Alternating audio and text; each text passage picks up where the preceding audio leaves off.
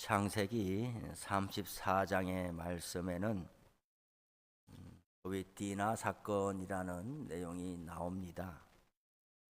야곱이 11명의 아들을 낳고 딸을 낳았는데 그 딸의 이름은 디나. 아직 베냐민은 태어나기 이전이고, 처가살이를 20년간 하고 돌아 나오면서 장인 어른이 내 물건을 다 도적질해 갔구나, 내 재산을 다 훔쳐 갔구나 하고 화가 나서 보복하려고 따라올 때에 하나님께서 꿈에 나타나셔서 그 라반에게 야곱에게 선악간에 아무런 해코지도 해서는 안 된다, 그렇게 또 보호해 주시고, 야복강 나루에서 그 불안한 밤을 지새며 하나님과 씨름하고 또 허벅다리가 위골되는 그런 아픔을 겪었지만, 그러나 그 상처를 안고서 평생에 나는 하나님의 사람으로 살아가야 되겠구나, 사람과 씨름할 인생이 아니라 하나님 앞에 하나님의 복을 사모하며 살아가야 될 인생이고, 임마누엘 하나님으로 평생에 나를 지켜주시고 보호하여 주시리라, 그 신앙의 체험을 하고, 이제 그렇게 무서워했던 에스를 만나게 되는데, 에스를 하나님이 벌써 마음을 다 녹아지게 하시고 너무나 겁이 나서 형이라고 부르지도 못하고 나는 형님의 종입니다, 그렇게 하고 있는데 형님이 내 동생아 이렇게 부르면서 너무나 선한 마음으로 대하여 준 것을 보았지요. 그 이후에도 또 야곱은 마음이 놓이질 않고, 사람의 마음이 어떻게 변할지 모르니까 형님은 먼저 앞서 가시라, 내가 뒤따라 천천히 가겠습니다 하고서 형님하고 정반대 방향으로 또 도망치듯 나오고, 그렇게 해서 찾아간 곳이 숫곳이란 곳이었고, 또 세겜이라는 동네. 세겜은 에발산과 그리심산 사이에 있는 동네죠. 우리 뭐 춘천하고 비슷하게 뭐 이렇게 큰 도시는 아니지만 어떻게든 우리가 양쪽에 수원성과 왕방산이 양쪽으로 있고, 이 포천시가 길게, 보통은 도시라 하면은 이렇게 거의 이제 도시가 평평하게 이렇게 크게 되어 있는데, 이 포천은 그렇지를 아니하고 마치 고구마 같이 길게 이렇게 되어 있고, 양쪽에 산이 있고 그 사이에 이제 43번 도로가 뚫리면서 이렇게 그 도로 주변으로 도시가 형성돼 있지요. 세겜이 그렇거든요. 에발산과 그리심산 사이에. 모세도 이제 모압 언약을 내려줄 신명기의 말씀에서 이스라엘 사람들이 가나안 땅에 들어갈 때 자기는 따라 들어가지를 못하잖아요. 하나님께서 너보산에서 그를 거두실 때, 그때 12지파에게 말하잖아요. 맹세해라. 가나안 땅에 들어가는 것은 이제 자명한 사실이다. 들어가서 어떻게 살 거냐? 하나님의 언약 백성으로 하나님만을 섬기는 민족으로 살아갈 것을 맹세해라, 약속하라. 그러면서 그리심산과 에발산에 다 절반씩 올라가 가지고 한쪽에서는 축복의 말씀을 하도록 하고 한쪽에서는 저주의 말씀을 하도록 해서 양쪽 간에 다 아멘으로 응답해라.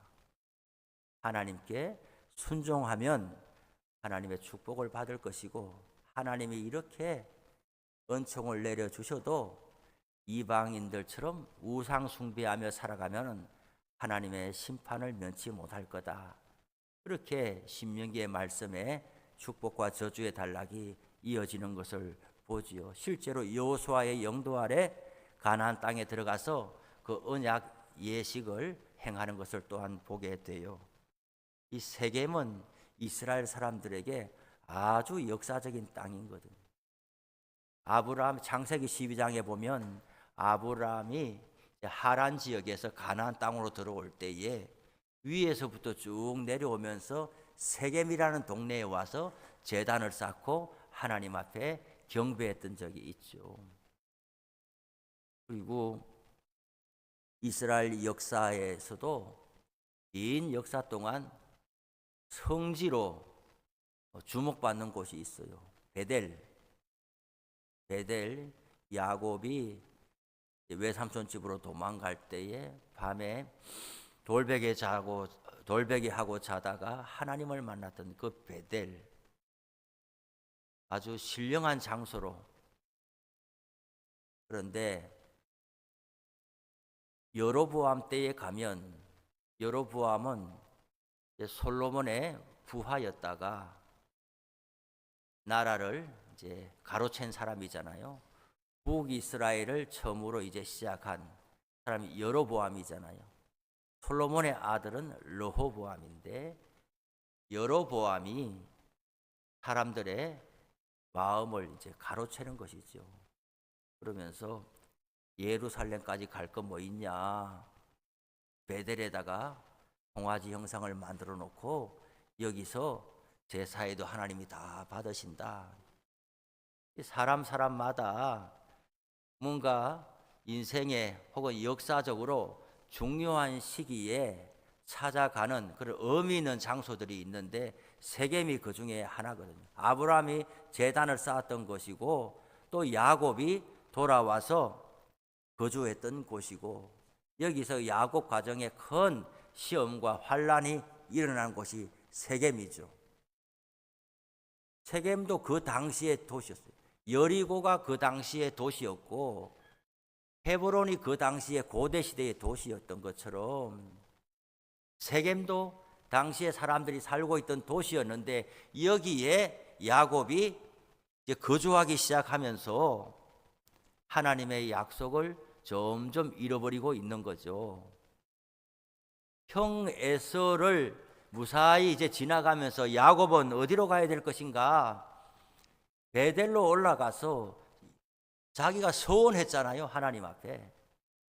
지금 내가 혈혈단신으로 이 지팡이 하나 개나리 보침 지고서 지금 뒤를 돌아보면서 형이 따라오면 어떡하나. 그래서 여관의 민가에 들어가서 자지도 못하고 산에서 짐승들이 있는 산에서 그 쪽잠을 자면서 벼랑간에 하나님 찾아오시니까 붙들고서 나 평안하게 이 생명 그대로 지니고 돌아오게 해주면은 나 하나님 앞에 11조 바치고 이 돌베개 세워가지고 하나님 앞에 성전 지어드리고 내가 하나님의 사람으로 살겠습니다. 아브라함의 하나님, 이삭의 하나님, 할아버지와 아버지의 하나님을 나의 하나님으로 이제 온전히 모시고 살겠습니다. 그 세 가지의 서원을 했거든요.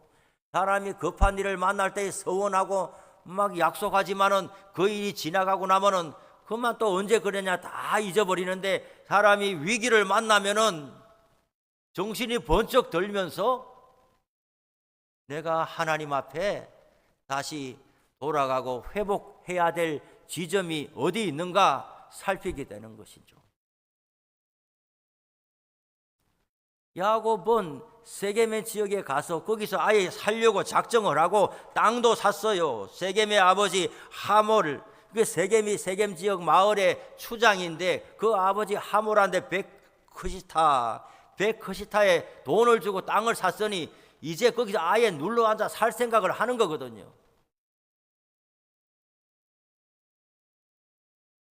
고향의 브엘세바에서는 엄마가 살았는지 죽었는지도 모르고 엄마는 이 아들을 보내면서 며칠 갔다가 형 에서의 화가 풀리거든 내가 기별하면 오라 며칠 그랬는데 20년의 세월이 지났는데 엄마가 살았는지 죽었는지도 모르고 아버지는 어떻게 됐는지도 모르고 그저 내가 자식 11명 12명 낳고 부인 4명씩 거느리고 많은 재산 거느리고 사니까 그냥 그런 일들은 그냥 다 지나가고 세겜에 살려고 했는데 오늘 본문에 보면은 그 디나가 세겜 마을에 친구들이 있나 내 또래 친구들이 있나 호기심에 나갔다가 아주 어려운 일을 당하고 뿐만 아니라 집에 돌아오지도 못하고 세겜 집에 그냥 디나가 눌러앉게 됐단 말이에요. 무슨 작정하고 간 것도 아니고 동네 친구가 있나 갔다가 어떻게 붙잡히게 된 것이 자기 마음대로 오지도 못하고 그 집이 세겜의 추장집이니까 권세 있는 집이니까 아무리 뭐 억울하게 해도 다 그 추장 말을 듣지 누가 뭐 이 나그네 손님들 이야기를 듣겠어요? 그러니 디나는 거기 완전히 포로처럼 사로잡힌 것 아니겠어요? 이런 소문을 듣고서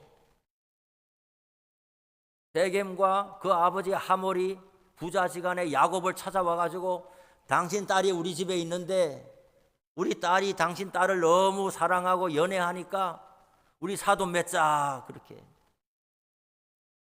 그랬더니 야곱이 뭔가 결정을 하지 못하고 우리 아들들이 다 들에 나가서 지금 양 치러 갔는데 아들들 오면은 그때 뭔가 대답을 하겠습니다. 우리 사람이 다 저마다 약점이 있어요. 예수 믿고 은혜 받고 뭔가 새 사람이 된 것 같고 완전히 다른 사람이 된 것 같지만은 언젠가 보면 벼랑간에 옛날하고 똑같은 행실을 하고 또 살고 이렇게 하나님 체험을 많이 하고 지금 자기 이야기대로 예전에는 내가 내 한 몸 가지고 이 야복강을 건넜더니 이제는 두 때나 이루었습니다. 이 모든 것이 하나님이 내게 복을 주신 증거입니다. 눈에 보이는데도 어떤 위기 순간과 어려운 상황을 만나니까 어른이 애처럼 돼버리고 신앙의 체험이 그렇게 많던 사람이 불신자처럼 돼버리고 길을 내주고 교통정리를 하고 이 당황하고 경황이 없는 시기에 질서를 세워야 될 사람이 나도 모르겠다 어떻게 하면 좋으냐 아들들을 오면 물어봐야 되겠다. 그래 아들들이 돌아와니까 아들들이 뭐라고 그럽니까? 한 가지 조건을 내걸 테니까 이 조건을 들어주면은 우리도 당신들 조건 들어주겠다. 거래를 하기 시작합니다. 그게 뭐냐? 할례를 받아라. 세겜과 하몰 당신 부자지간의 아버지와 아들뿐만 아니라 이 세겜 동네에 사는 모든 남자는 다 할례를 받아라. 그러면 우리가 디나를 여동생 넘겨주고 당신들 딸도 데려오고 우리가 사돈 맺자. 이 동네와 우리 가문이 사돈 맺자. 이렇게 하고 있는 거예요. 이것이 과연 타당한 말이냐? 할례는 이 고대 시대의 그 자료들을 보면은 거의 많은 민족들이 할례를 다 행했어요. 우리는 성경에 할례 이야기가 나오니까 믿는 사람들만 아무도 안 하는 일을 믿는 사람들만 할례를 받은 것 같지만은 그 당시에 할례는 대부분 다 사람들이 받고 있는 상태예요. 그것이 뭐 자기 나름대로 종교적인 것든 위생적인 것든 뭐든 간에 어쨌든 그 당시에 사람들은 할례를 하는 일이 희귀한 일이 아니던데 똑같은 일이라 할지라도 하나님은 아브라함에게 할례를 받으라고 분명히 말씀했거든요. 할례는 똑같은 일이라 할지라도 어디에 바쳐졌느냐가 그것의 가치를 결정하는 거예요. 이 마이크가 이게 교회 강단에 쓰라고 만든 거 아닙니다. 맞죠? 공장에서 만들 때에 이거 청량동 축복교회 강단에 쓰라고 만든 것 아닙니다. 공장에서 만드는 사람은 팔아먹으려고 만든 거지요. 그런데 우리 교회가 사가지고 이것을 강단에 쓰고 설교할 때 예배할 때만 쓰는 것이니까 이게 성물이 된 거예요. 똑같은 걸 사가지고 술집에 가서 술집에 사회 보는데 쓰면 그게 뭐예요? 그거는 사람을 하나님 앞에서 넘어지게 하는 데에 물건은 똑같은 물건인데 어디에 받쳐졌느냐 어느 용도로 쓰느냐에 따라서 그 가치가 결정이 되는 것이죠. 할례를 당시에 사람들이 받고 있었지만은 하나님은 처음 듣는 것이 아니라 여기저기 사람들이 할례를 받고 있는 것을 가져다가 아브라함에게 너는 할례를 받으라. 그런데 할례의 뜻이 뭐냐? 하나님의 언약 백성의 표시다 이렇게 해야 돼요. 아브라함은 지금 아들 낳는 것이 소원인데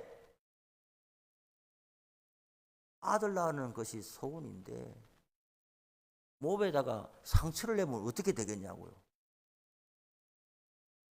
그 말은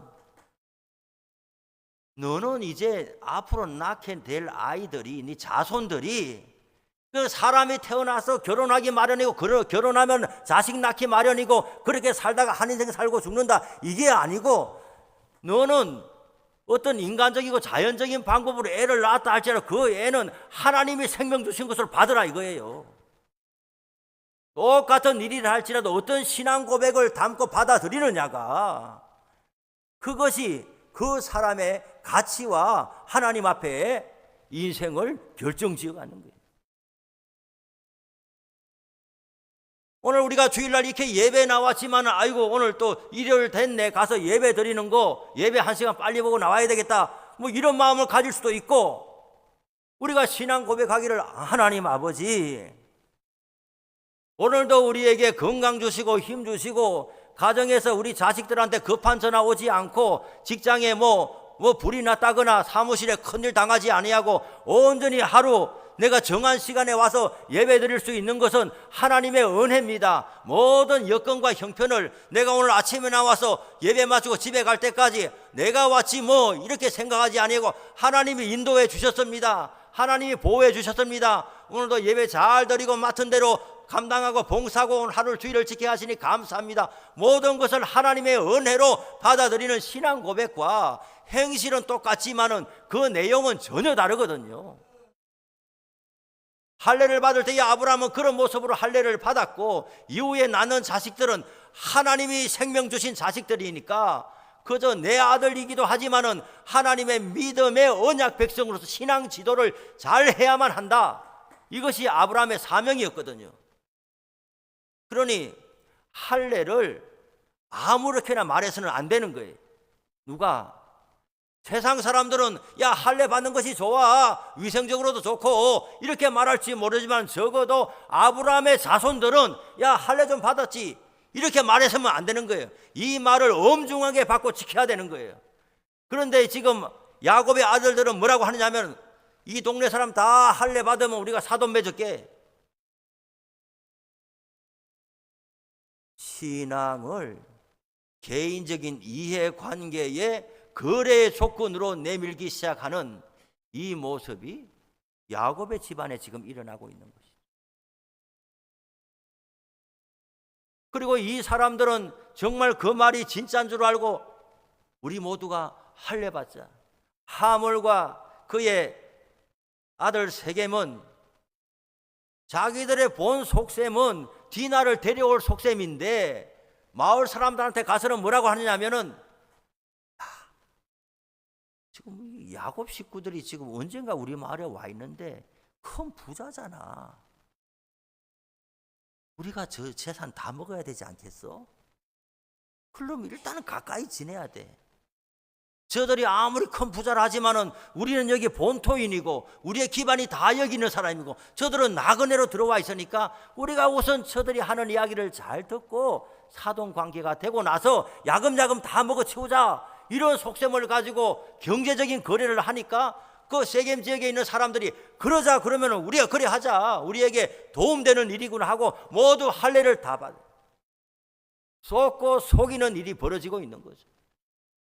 야곱은 세겜과 하몰을 속이고 세겜과 하몰은 동네 사람을 속이고 서로 속고 속이는 가운데 자기의 이득을 취하려고 이렇게 해 나가는 중에 모두 할례 받고 이제 모두 아파가지고 힘도 못 쓰고 누워있는데 3일 보통 할례 받고 일주일 정도 지나야 이제 정상적으로 활동이 된다고 하는데 3일이니까 중간쯤 돼가지고 뭔가 거동하기 힘든 이럴 때에 시몬과 레위가 칼을 들고 가가지고 몰래 기습해가지고 사람을 다 죽였다고 오늘 성경이 나옵니다.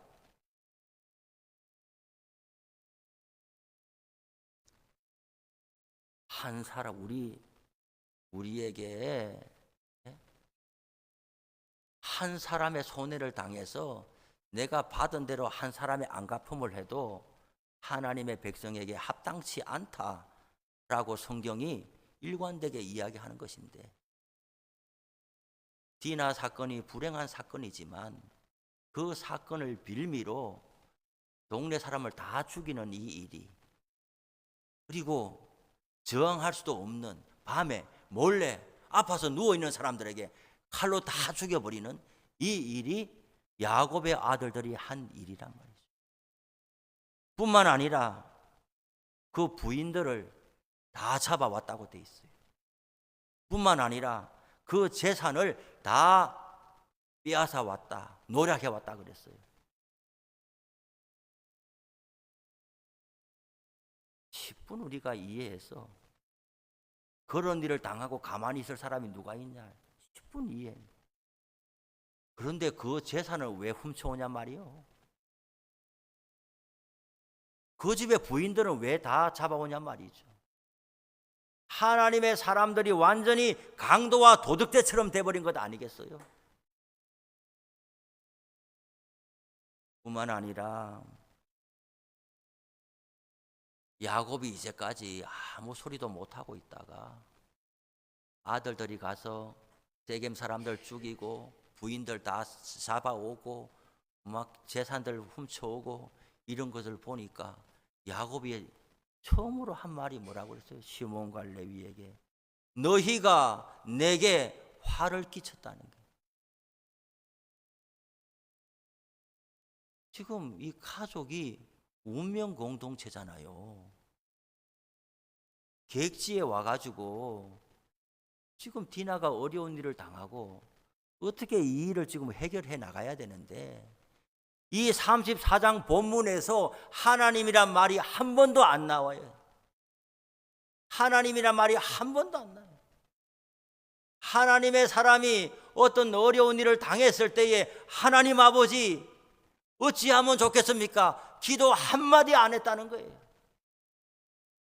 그리고 그 일을 해결하려고 한 것은 세상 사람보다 더 악한 방법으로 일을 해결하려고 하고, 그러고 나서 이제 가장이고 영적인 가장이고 집안의 어른이라고 하는 야곱이 나서서 하는 말이 자식들에게 너희 때문에 내가 죽게 생겼다. 왜 악취가 나게 하냐? 우리는 나그네인데 세겜 지역에 와서 소리 소문 없이 그냥 조용하게 살다가 가야 되는데 왜 이렇게 야단스럽게 소란을 부려가지고 우리가 있는 것이 다 들통날버리게 만들었느냐? 냄새를 풍기게 만들었느냐? 악취를 나게 만들었느냐? 너희는 왜 이렇게 집안을 소란스럽게 하느냐? 좀 가만히 있으면 안 되냐? 야곱이 아들들을 나무라고 있어요. 아들들이 한 행실이 하나님의 사람으로서 합당하지 않다고 해서 신앙으로 지도하고 책망하는 것이 아니고 니네들 때문에 나 죽게 생겼다 이거예요. 이게 무슨 일입니까? 디나는 그러면 괜찮고 아들들은 괜찮나요? 나만 살면 되나요? 이게 신앙생활 그렇게 오래 하고 아브라함의 손자고 이삭의 아들인 야곱의 입에서 나오는 소리가 나 죽으면 어떡하냐, 너희들 때문에. 니네들이 한 일 때문에 나 죽으면 어떡하냐. 30절에 이 한 절 속에서 나라는 말이 6번이나 나와요. 내가 죽게 생겨서 어떡할 거냐.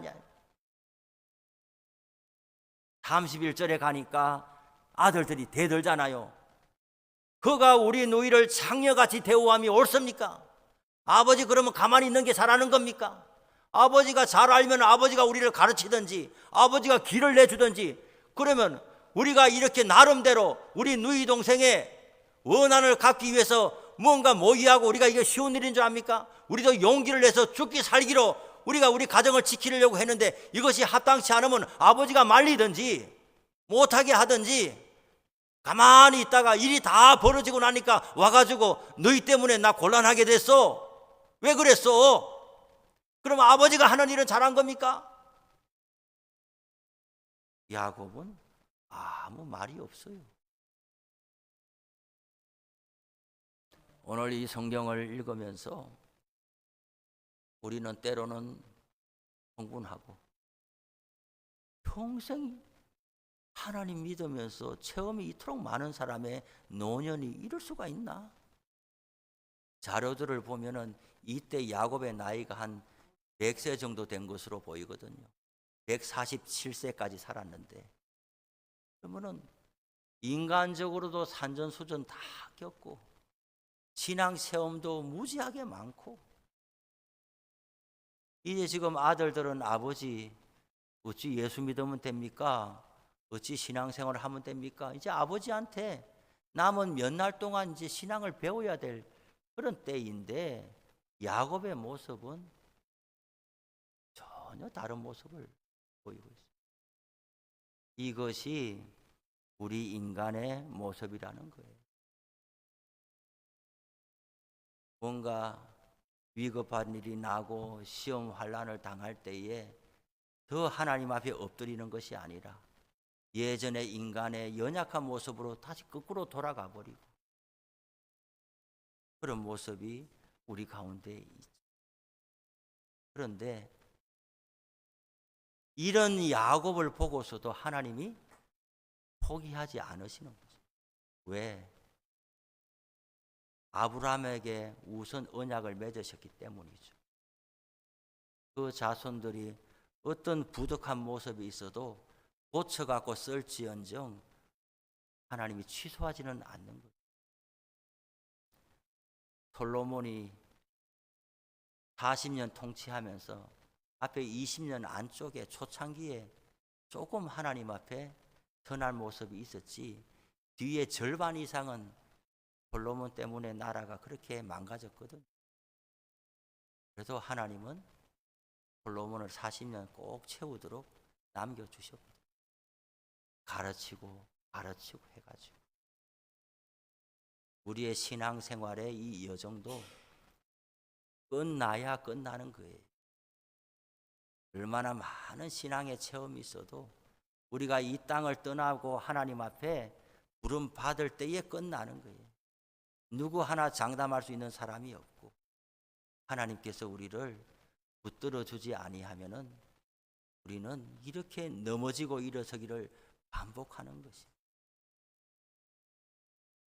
젊은 아이들이, 청년들이 넘어지고 방황하는 것보다 집의 부모가, 지도자들이, 신앙의 연륜이 많은 사람들이 위기와 시험 가운데서 제 자리를 찾지 못할 때에 그 나타나는 여파가 이루 말할 수 없이 큰, 우리 교회는 역사도 있고 비교적 연세 많으신 분들이 많이 있어요. 우리들이 중요해요. 내 일이 내 일만이 아닌 거예요.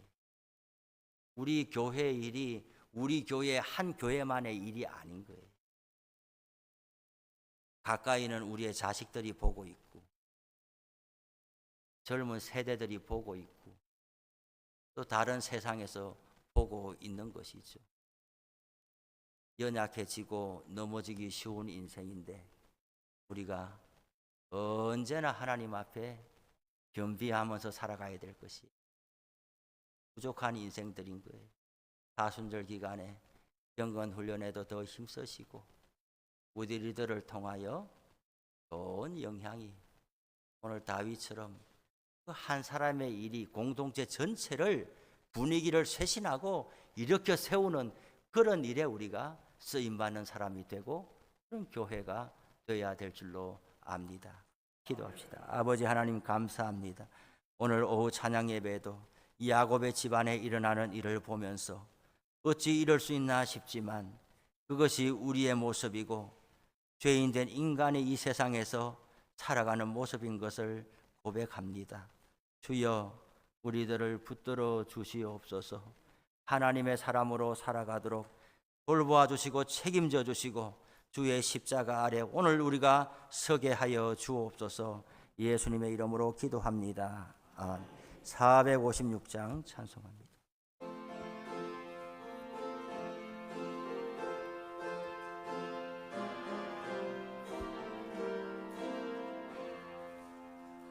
거친 세상에서 실패하거든 그 손 못 자국